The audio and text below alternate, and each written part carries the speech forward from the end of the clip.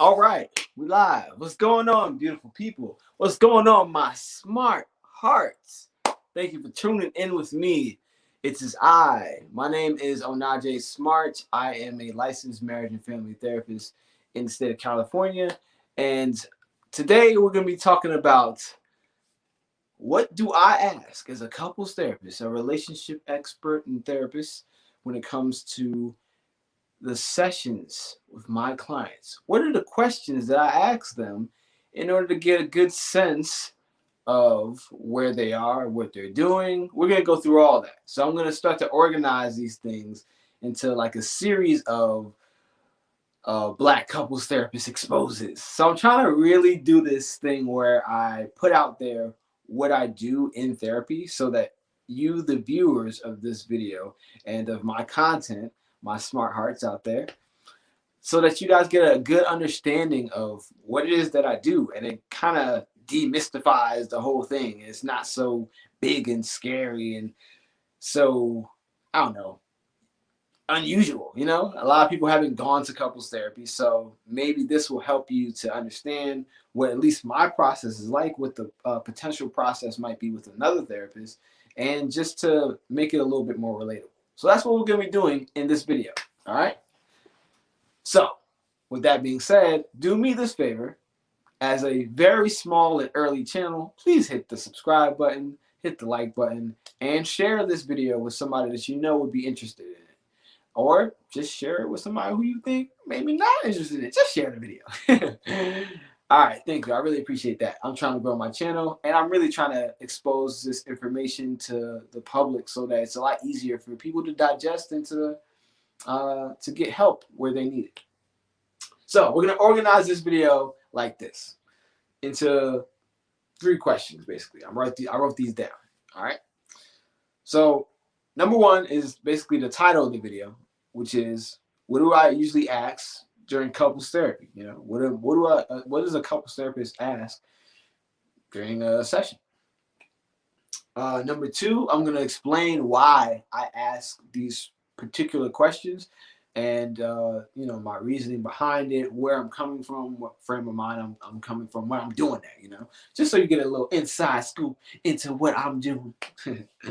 And last but not least, what are some of the outcomes when I have these questions? What are some of the responses? What are some of the just the results from us even diving deep into some of these questions and going for what these questions mean for that particular couple? So let's get into it. Let's start with what questions do I ask? What's the first question? Let's go with that, right? Why not start with that first? All right, so drum roll, please. What's the first question I ask as a couples therapist to the couple? The first question I ask is actually a trick question, because for me, I always love to do trick questions. Don't get mad at me. The first question I ask isn't directly towards the couple themselves, actually. I ask the couple in separate one-on-one sessions. So let me explain my process.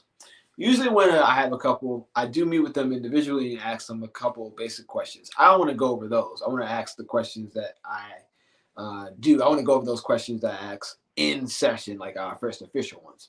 So during a consultation session, I might ask a couple of questions. Those are normal ones. But when it comes to the process of therapy, I like to see the couple together to get a good sense of what their problems might be. But then I like to separate the couple. And the reason why I do this, going into the second portion of why I do things, explaining that, is because there are a lot of times when a couple is not on the same page. And when 2 people or more are not on the same page, it becomes really difficult to have a shared narrative of what that relationship is. So instead of me trying to construct and get an idea and picture in my head, because I'm no expert in their relationship. I might be an expert in connections and looking at patterns, but they are the expert in their relationship. So when they don't know exactly where they are when it comes to each other, it's hard for me to get a whole holistic picture of what I'm working with. So what I do is I separate the two of them so they can tell their own individual stories about what's going on for them. So that's for me on my end. But this also does a benefit for the clients that I'm seeing. So let's say you're a couple as you're coming in. Let's say you're a man and a woman and you all are beefing and you were about to get married and then maybe y'all broke it off. I don't know. Just came up with that scenario in my head, all right? What I'm going to be looking for is, okay, what's the perspective of you as the man and then what's the perspective of you as the woman in that relationship? Like, what did you guys see as the issues? Because you might be looking at it from a totally different perspective than your partner might be. And if that's the case, it's really hard for you guys to get on the same page. And it'll be even more difficult for me to bring you guys together if I don't know each of your own individual experiences within it. So that's what I do. That's the setup. Now, what's the actual question that I ask? Well, the actual question is, what was your first experience of a positive relationship? That's the first question I usually ask in my individual sessions. Okay, why do I ask this question? Couple of reasons. First reason is I want to know the history of the client who I'm meeting with. I want to know what's going on for them and how their relationship history has shaped them over time and how they deal with romantic relationships leading up to their current relationship that they're in. So that's what I do. And by asking that question, I get a sense of what their expectations might be when it comes to relationships, what their ideas of what love looks like, what their idea of what passion and affection might look like. All those things, we go a little bit deeper into that question, obviously, depending on that person. So using my example, I'll just use this throughout the video. Let's say I'm meeting with my guy who's about to get married to his lady, his fiance, and then they broke it off. I asked him what was his first example of a positive relationship, and he says, "Man, I struggle to even answer that question. I don't really know what positive relationships. I guess I would say Uncle Phil and Aunt Bill." And I joke and I kid about that, but that's oftentimes a lot of responses. A lot of people haven't had their first positive experience of a relationship be one that's personal and at home for them. So it's not their mom and dad, it's not somebody very close to them necessarily, but it might be an example in the media. Now, I know that seems outlandish for some, but for a lot of other people, that's the reality. Some of y'all watching are like, yeah, I didn't really have any positive examples. Or at least the first example that I saw of a positive relationship, it wasn't at home, you know? So you might be resonating with that as well. So I like to give that freedom to explore what that means for you. That's what I mean by diving deeper into that question. So you can see how just one question can get really deep and we can answer a lot of things and look at a lot of certain areas when it comes to unpacking their relationship history from the start to the finish. So what do I ask next? Obviously, if I ask about the positive, I gotta ask about the other side, right? So next question I ask is, what was your first example of a negative relationship whether that's in the media or at home or whatever else it might be? So the same rules apply. So I'll use the woman as an example this time. Let's say she didn't have any negative examples at home, but she saw some negative examples of Black men in the media. Ooh, now we're getting a little spicy, huh? So these are just examples, but these could actually be the case for a lot of people. Again, if you're watching this and you're actually resonating with that, then maybe I'm not too far off with my examples, right? Some of these things do pop up in therapy, so it's the case. So back to my example. Let's say I asked her, so what's your first example of a negative relationship? She already answered the positive relationship. She had a great household when it came to her mom and dad, so they were good. So let's say she was good with a positive example within her home, but she never really saw a negative example until she binged. I don't know what's a show. Y'all give me a show. What is a show? She binged what show where a guy was toxic? I don't know. I don't really know. I don't really watch that stuff. But y'all let me know in the comments below.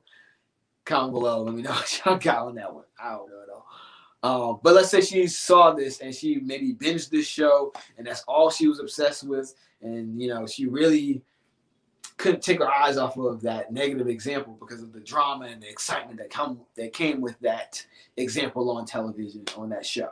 You know what I mean? So maybe we dive deeper into like, okay, why were you so drawn to it? Maybe it was something else.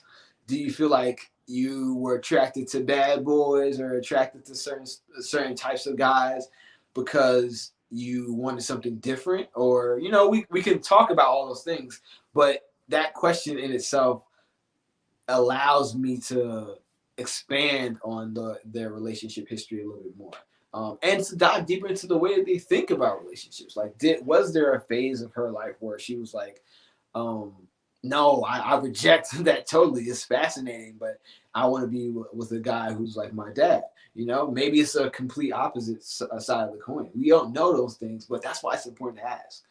So those are two very important questions that I like to ask on the onset of my therapy sessions, when I have one-on-one sessions with each partner. So that's just a little bit of my process. I wanted to make this quick video to expose those things, but I want to know from y'all, like those of you who are watching, those of you who are replaying this live. I'm going to keep doing these lives like I said I would, trying to do them every Wednesday. So tap in with me and send me your questions for sure. I'm going to be making more lives out of your questions.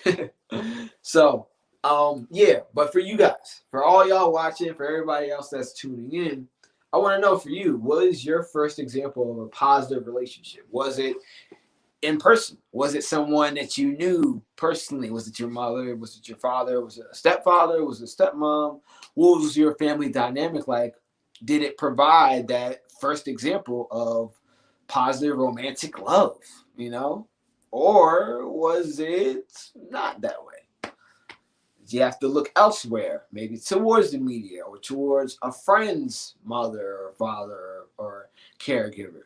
Let me know in the comments below if you're comfortable with your first positive example was, and especially the same when it comes to your first negative experience of a maybe toxic type of relationship where the romantic love wasn't really stressed when it comes to taking care of each other and being healthy within the union between the two of them. It was more so chaotic or toxic. If there's examples of that and you're comfortable sharing those, let me know in the comment below. Or if you're really struggling with some of those things and maybe this video resonated with you and spoke to you in a way where you're like, damn, I want to know more. I want to know more about the process. Stay tuned for more videos. But if you're in urgent need, or if you feel like now's the time where I want to make a change, I actually have a couple of spots open for therapy. I don't know when or how long these spots are going to be open for. So visit my website, smartlove.com. Smart Love with 2 T's. Do not forget the extra T. Don't ever forget the extra T. 2 T's. All right. Smartlove.com if you're looking for therapy or if you're looking for coaching. My website explains the difference between the two of those, but I'll also have a video explaining that later on. I hope you guys enjoyed the video. I'm exposing all the secrets of couples therapy. I'm exposing everything, y'all. I want to make sure that the next time y'all go to a couples therapist, you'll know what to ask. You'll know what to look for. You'll be asking them like, what did you do this? Do you do that? And all that. Not to put them on the spot, but you'll be able to know exactly what type of couples therapist is right for you and what type of things you will need to make sure that you're in a loving and healthy relationship. That's my goal for not only this video, for this whole channel. All right. I am going to expose all the techniques that I learned in grad school, all the things that I did, so that all y'all watching can actually get this information and love smarter. All right. I'll catch you in the next video. Until then, my smart hearts. Peace and love. Smart love.